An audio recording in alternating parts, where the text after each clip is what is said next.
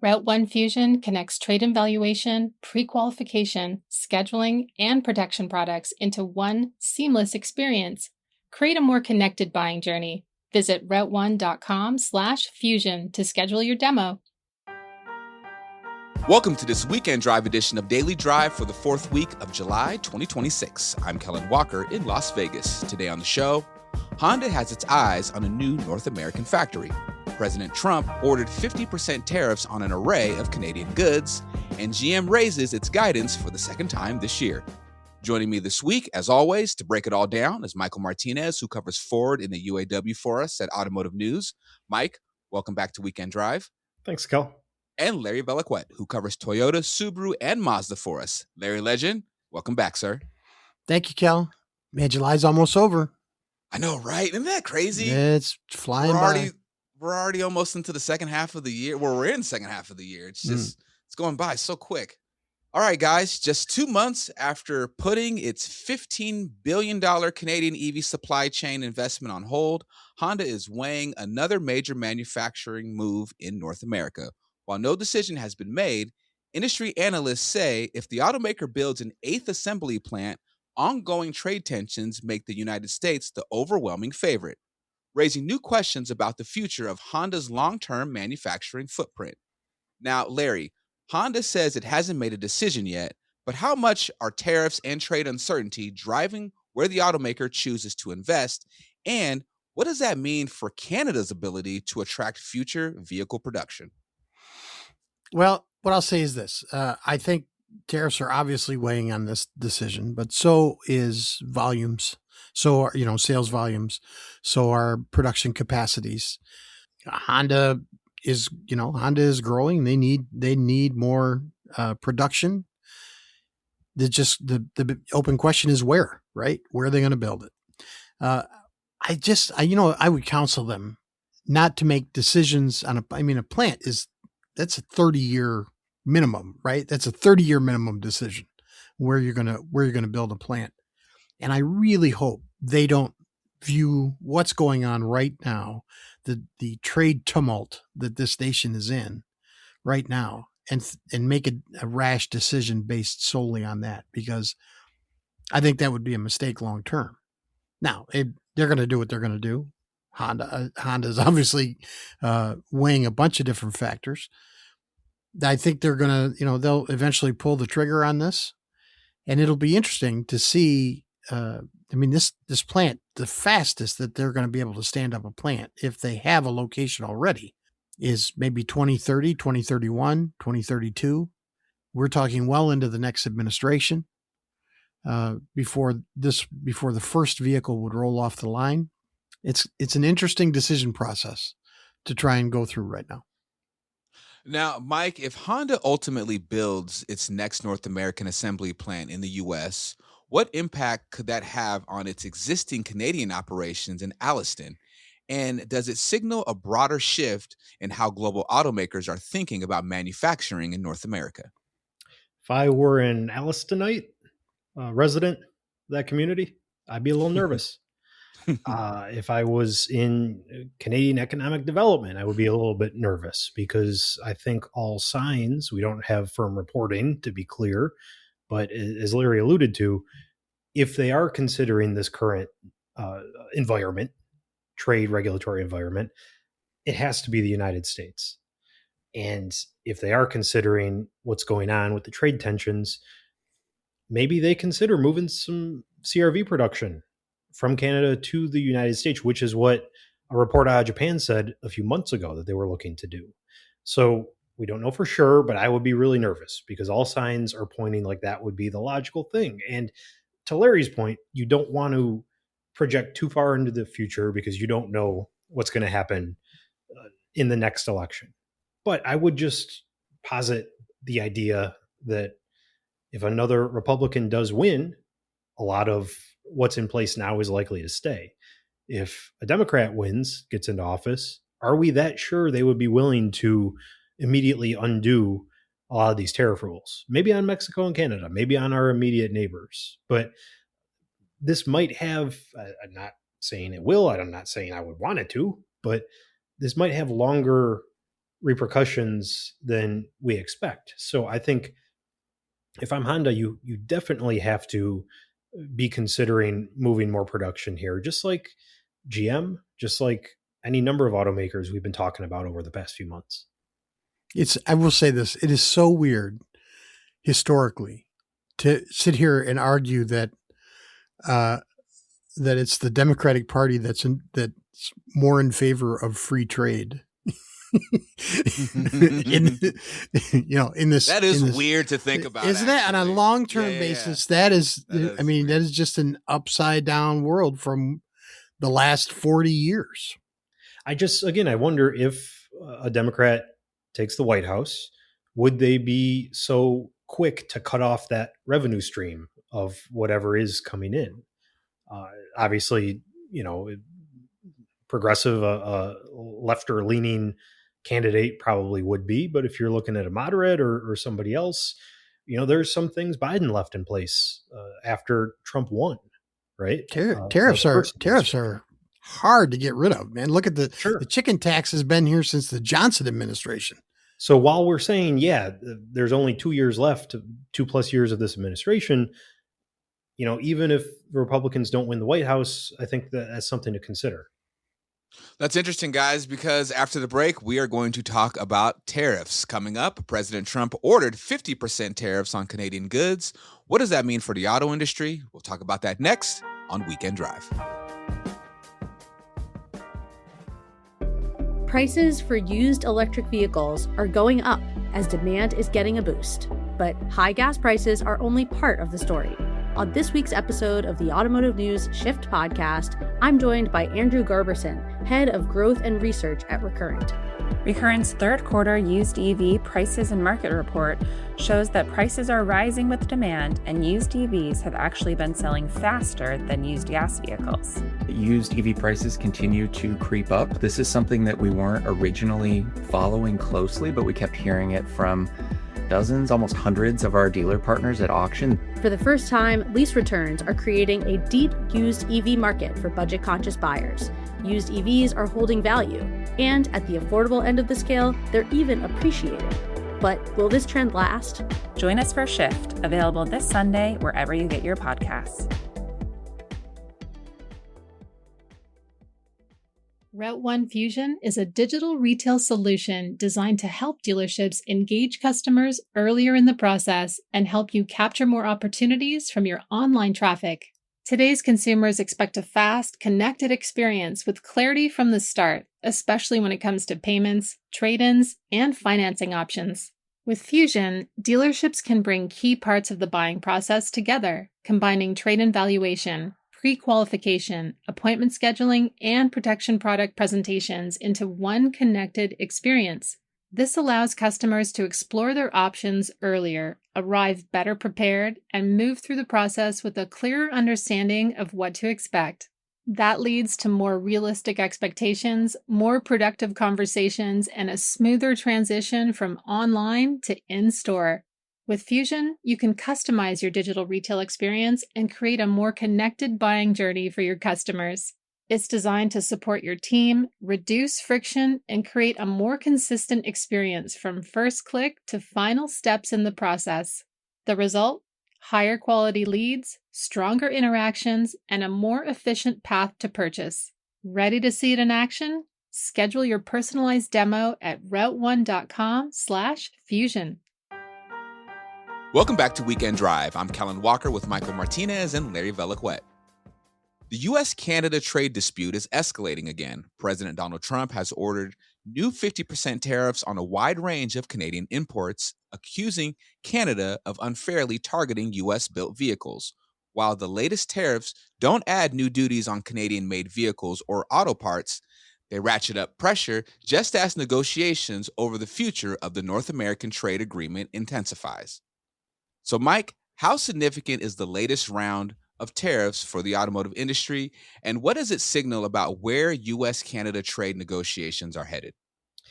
Well, they're not significant specifically to the auto industry because, as you said, they're not targeted on vehicles. It's building materials, it's liquor, it's beer, wine, etc. But again, the environment of what's going on right now it's so petty, right? And I think if you're an auto executive, if you're a supplier executive, you do not want to be caught in the crosshairs. So your decision making is being directed towards the United States in terms of manufacturing. And I say petty because the justification for this latest executive order is that Canadian tariffs have cost U.S. automakers a lot of money. And there's no mention of why those Canadian tariffs were put in place, because we started this trade war, right? So the pettiness is off the charts. Again, this specific volley does not target the auto industry, but it gives off the signal to anybody involved in any of these decision makings in this industry that this is not a good time right now to be looking to invest in Canada or to be looking to do any type of cross-border trade. So I think it gives a Honda more justification to build a plant in the United States over Canada, even though these tariffs don't target them. Now, Larry, automakers have already adjusted production and sourcing strategies to navigate the trade war. Could these latest actions accelerate those shifts? And what does it mean for vehicle production and investment across North America? Honda and all these other automakers are looking at different strategies to try and mitigate these tariffs, especially the ones in Mexico and in Canada. And I don't know what they do because they don't know what they're doing day to day, right? One of the biggest complaints when we do our confidence survey, you look at the answers, and one of the biggest, most consistent complaints is the lack of the inconsistency in the tariffs, right? This industry, as I've said many, many times, it moves like a floating island. It does not turn quickly. And so to try and make adjustments for business strategies that are 5, 10, 15, 20-year, 30-year tails on them in terms of effects, to try and move them day to day based on the whims of what's coming out of the White House on any given Sunday, it's nuts. I don't know how you do that other than you just sit down and try to hunker down and get through it. What are your thoughts, Mike?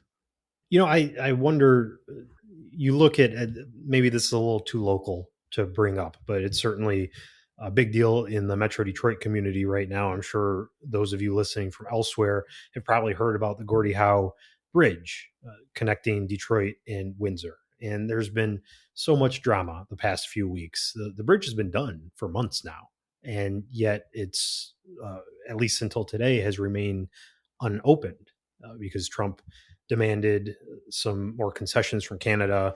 He's been upset with them. So the bridge opened this week, but American officials were disinvited from the ceremony because of all this most recent trade spat and the latest tariffs.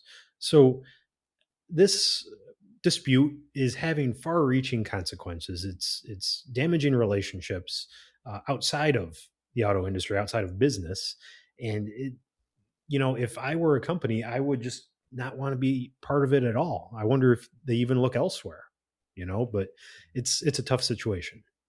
That bridge, we should note, right? This is a massive bridge meant to replace another span that's 100 years old, right around there. I mean, not replace, but be in addition. Yeah, but it's meant to supplement, right?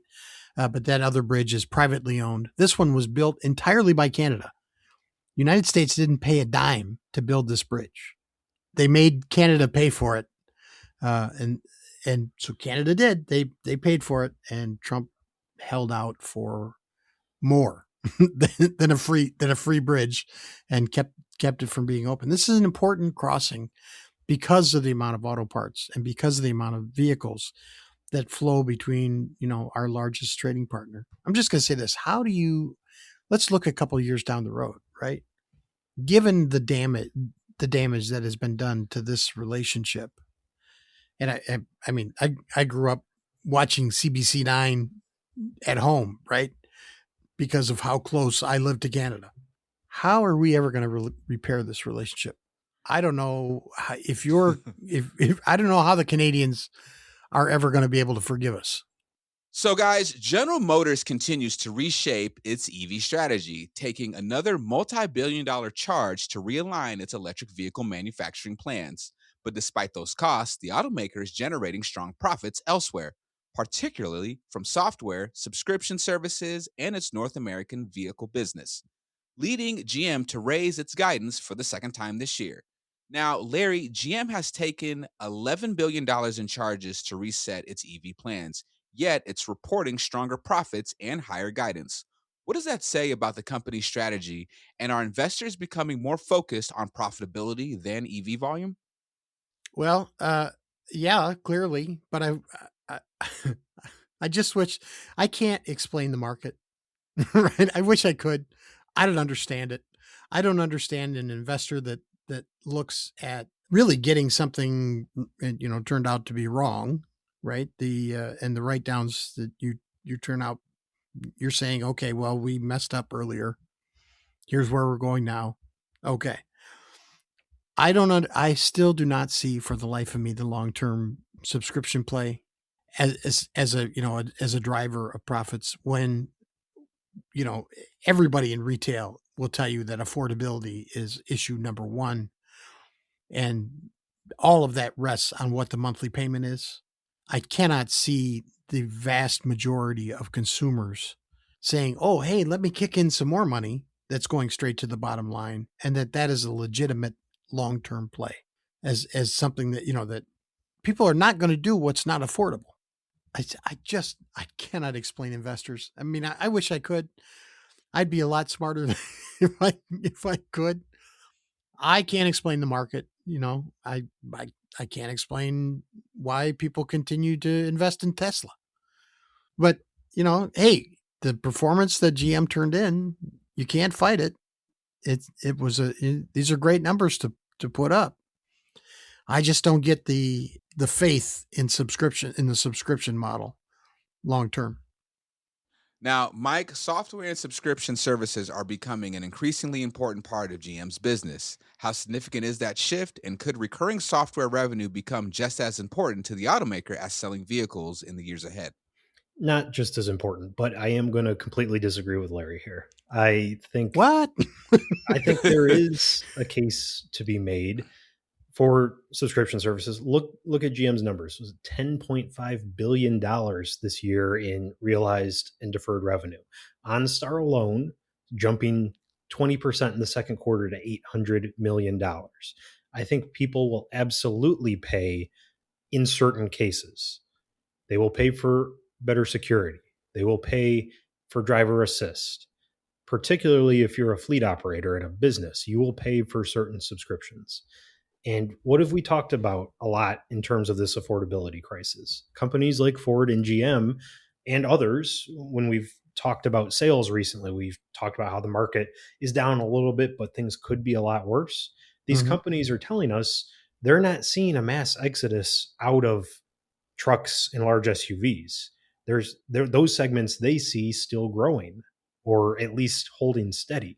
So yeah, the bottom end of the market is in real trouble. The people that were barely hanging on, could barely afford an entry-level vehicle, that's gone. But the middle and top of the market is still pretty strong. And that's where GM and Ford in particular are banking on a bulk of their sales. And those customers in the Silverados, in the Tahoes, they will pay for specific subscriptions. They have the money to shell out a little bit extra. So willy-nilly, you still do risk nickel and diming people. I believe that. And you're not going to sell them a car that has heated seats and then suddenly try to charge them for heated seats 6 months later. That's not going to work. But specific use cases, security, technology, convenience driving with in terms of autonomous technology, I think that is a big opportunity. And you're seeing GM realize it today. You're seeing Ford Pro, the commercial unit, realize it today. So again, I don't know how you can look at GM's earnings. $11 billion, that's how much EVs have cost them. That's not even the story. It's amazing how you can lose $11 billion and not have that be the main story, because they're doing so well. at the core business, selling those trucks and SUVs, but they're also expanding to non-core, like subscriptions, like GM Defense, right? That defense revenue is going up because the administration is asking them to build more and to invest more there. So they have some ways to insulate the business from the next or current down cycle. And that's a good thing. It's never, Kel, to your question, like I said, subscription is never going to replace vehicle sales. That's going to continue to be dominated by how many Silverados they sell. But Right. they can certainly help themselves out by adding on to those Silverado sales with some software. But do you think it's sustainable?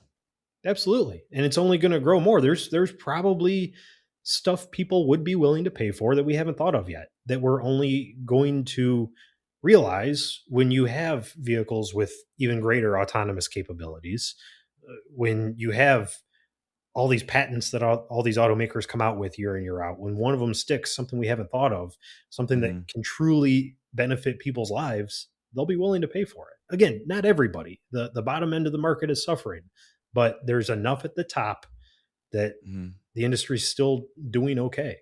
Because I have a buddy that has a Cadillac. He has an EV Cadillac, and that was like his biggest complaint was about the subscriptions with the infotainment. And he was like, I'm going to get rid of this because I think it's stupid that I have to pay a subscription for the infotainment. It's more of just like the principle where it's like, I can get in any other car and use my Apple Play and whatever, and not have to worry about paying a subscription. Now, I remember a couple years ago, might have been, was it 2 years or 3 years ago when BMW tried doing this and how it just completely fell flat on its face because they're like, people are not going to pay a subscription for heated seats. So I see your point, Mike, but then I look at just, you have those folks that are like, well, if I don't have to do this with the competitor, then maybe I'll just go over to the competitor because they might make a product just as good or maybe even if better, and I don't have to pay a subscription for it. True, but I don't know that anybody's going to be doing that. I think this is the way the entire industry is moving. Interesting. Okay. To Mike's point, the middle and the top end of the market are holding for now. We've already written off millions of new vehicle sales, potential new vehicle sales, because of price increases and because of, the monthly costs, the insurance rates and lease payments and stuff.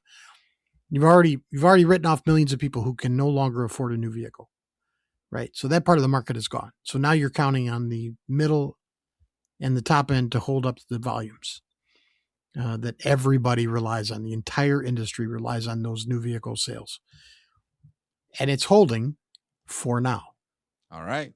We'll end it there. Good stuff, guys. Mike, Larry, it's always great to you guys to join me. Thanks for joining me. Thanks, Gal. Yeah, thanks, Gal. I appreciate it. That's all for this Weekend Drive edition of Daily Drive. You can get the latest news on Honda, tariffs, and everything happening in the auto industry at autonews.com. We'd love to hear from you. Let us know what you think of the show and the topics we covered today. Send us an email at dailydrive@autonews.com or leave us a voicemail at 313-444-2774. And if you enjoy the podcast, remember to like, leave a review, and subscribe so you never miss an episode.